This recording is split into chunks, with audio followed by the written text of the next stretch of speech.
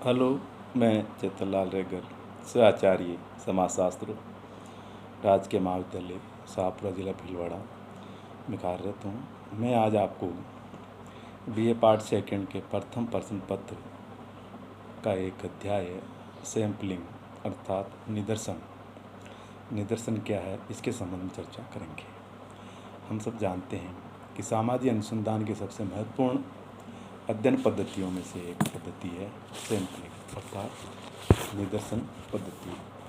ये किसी भी अनुसंधान के अंतर्गत अध्ययन करने की महत्वपूर्ण इकाई बताई गई, क्योंकि अनुसंधान करने वाला व्यक्ति किसी भी प्रकार का अध्ययन कार्य प्रारंभ करने से पहले उसे ये जानना या ये तय करना आवश्यक होता है कि अध्ययन के दौरान किस प्रकार से तथ्यों को एकत्रित करेगा, संकलन करेगा।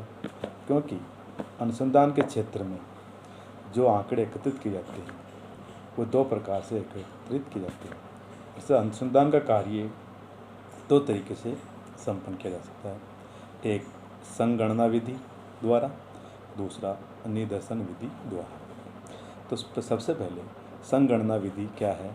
संगणना विधि में क्या होता है, अनुसंधानकर्ता जो समग्र अर्थात संपूर्ण क्षेत्र का अध्ययन करता है और उस क्षेत्र की जो प्रत्येक इकाई या प्रत्येक सदस्य है उससे कांटेक्ट करता है, संपर्क करता है और उसके पश्चात वह तथ्यों को एकत्रित करता है। जैसा कि हमारे देश में प्रति 10 वर्ष की जाने वाली जो जनगणना है वो इसी माध्यम से की जाती है, यानी कि जनसंख्या आंकड़े जो एकत्रित किए जाते हैं और जनगणना के संबंध में जो तथ्य प्रस्तुत किए जाते हैं हर 10 वर्ष में, ये विधि काम में ली जाती है।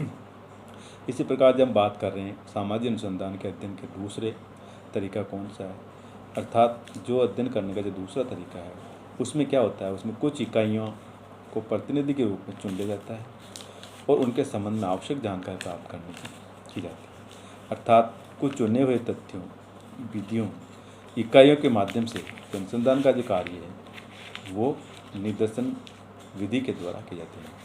अतः उदाहरण के लिए हम ये मान सकते हैं कि यदि हमें किसी कॉलेज के छात्रों के पंजाब समस्या पर विचार जानना है तो हम संगणना विधि में हम महाविद्यालय के सभी छात्रों से संपर्क स्थापित करके सूचना एकत्र करेंगे। जबकि सैम्पलिंग मेथड में क्या होता है, कुछ छात्रों को प्रतिनिधि के रूप में चुन लिया जाता है और उन्हीं से वह तथ्य एकत्रित किए जाते हैं। इस प्रकार ये निदर्शन पद्धति के अंतर्गत अध्ययन कहलाता है। हम पहले संगणना विधि क्या है इसके अध्ययन के बारे में जानना आवश्यक है। तो इसके अंतर्गत हम जब जानते हैं कि सभी इकाइयों का अध्ययन करके सूचना एकत्रित की जाती है। आज भी जिन विषयों के बारे में पूर्ण शुद्धता की आवश्यकता होती है वह संगणना विधि द्वारा ही उपयोग किया जाता है। इसका सबसे अधिक उपयोगी जो कार्य है वो जनगणना के अंतर्गत किया जाता है, ताकि जिसमें प्रत्येक परिवार के सदस्य से सूचनाएँ, संबंधित सूचनाएँ एकत्रित की जाती है और उसको संगणना विधि का प्रयोग इसमें काम में लिया जाता है। हाँ, हमें ये भी जानना आवश्यक है कि संगणना विधि जो होती है सेंसस मेथड जिसे कहते हैं, सेंसस मेथड अर्थात इसकी क्या यूटिलिटी है या क्या मेरिट्स हैं, अर्थात इसकी क्या उपयोगिता है एवं क्या इसके गुण हैं।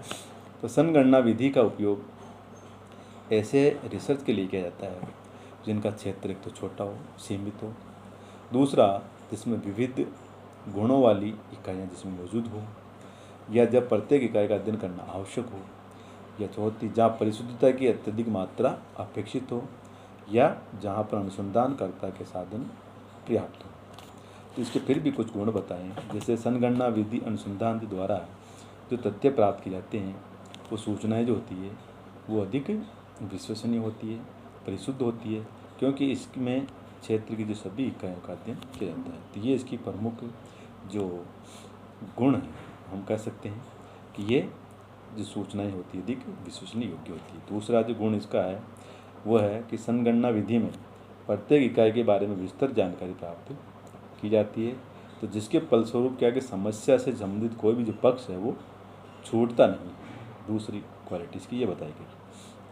तीसरा गुण प्रमुख जो बताया गया वो ये है कि जब क्षेत्र की इकाइयों में अनेक विविधताएं या विभिन्नताएं पाई जाती हो तब संगणना विधि ही अध्ययन के लिए एकमात्र उपयोगी विधि मानी गई है। क्योंकि विभिन्नताएं होती है तो हम फिर किसी को छोड़ नहीं सकते, इसलिए सारी जो विभिन्नताएं या विविधताएं हैं उनके बारे में जानना आवश्यक हो जाता है, और वो जो कि इस विधि के द्वारा ही संभव हो पाती है। तो इस प्रकार से ये 3 दृष्टिकोण से इसको महत्वपूर्ण या गुणकारी बताया गया है। फिर भी संगणना विधि के अंतर्गत कुछ कमियां हैं, उन कमियों को आलोचकों ने उजागर किया है। अर्थात संगणना विधि की कौन कौन सी लिमिटेशंस हैं, सीमाएं हैं, कमियां हैं या दोष हम को कह सकते हैं। तो संगणना विधि की जो कुछ सीमाएं हैं जिसका उपयोग सभी अनुसंधानकर्ता नहीं कर पाते हैं, तो वो कौन कौन सी है उसमें बताइए। नंबर 1, विशाल क्षेत्र।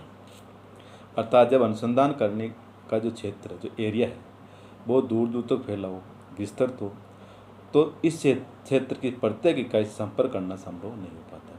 और ऐसी स्थिति में संगणना के स्थान पर जो है वो सैंपलिंग मेथड का प्रयोग किया जाता है। तो कहने का तात्पर्य विशाल क्षेत्र के दृष्टिकोण से ये जो अध्ययन पद्धति है अनुपयोगी बताई गई। दूसरी, खर्चीली विधि। संगणना विधि में अध्ययन करने में धन अधिक खर्च करना पड़ता है, क्योंकि इसके लिए जब क्षेत्र प्रत्येक से संपर्क करना पड़ता है तो हर एक समस्या के बारे में जानकारी हासिल करते समय अधिक लगेगा। जब समय अधिक लगेगा तो उसके लिए जो अनुसंधान करने वाले व्यक्ति को जाने आने के लिए, रहने के लिए, संपर्क करने के लिए वेतन की भी रहेगी समस्या। तो इस प्रकार से खर्चीली, इसको अत्यधिक खर्चीली बताइए। नंबर 3 जो कमियाँ हैं, दोष है, वो है अधिक समय की आवश्यकता। संगणना विधि में सभी इकाइयों से संपर्क करना आवश्यक होता है, तो इसके लिए समय की भी अधिक आवश्यकता होती है।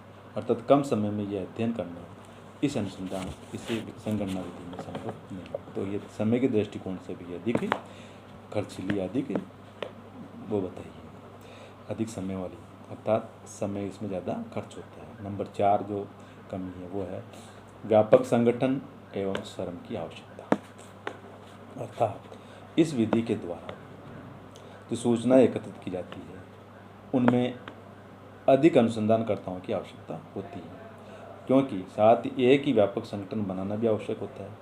जब अनुसंधानकर्ता की कमी हो तो इस विधि के स्थान पर हम निदर्शन विधि का प्रयोग करेंगे, अर्थात संगणना के लिए अधिक कार्यकर्ताओं की आवश्यकता होती है। तो इस दृष्टिकोण से भी ये दोषपूर्ण पद्धति इसको कहा गया है। और अंतिम और सीमा व कमी बताइए कि इसमें अनुसंधान पद्धति की जो प्रकृति एवं उसके उद्देश्य, इसका कुछ उद्देश्य जो प्रकृति होती है वो बहुत अधिक सजातीयता होती है। अर्थात यदि हम किसी अनुसंधान में इकाइयों में बहुत अधिक सजातीयता हो तथा निदर्शन विधि द्वारा प्राप्त निष्कर्षों में बहुत अधिक अंतर न हो तो भी तब भी संगणना का विधि का उपयोग अनुपयुक्त प्रयोग होता है।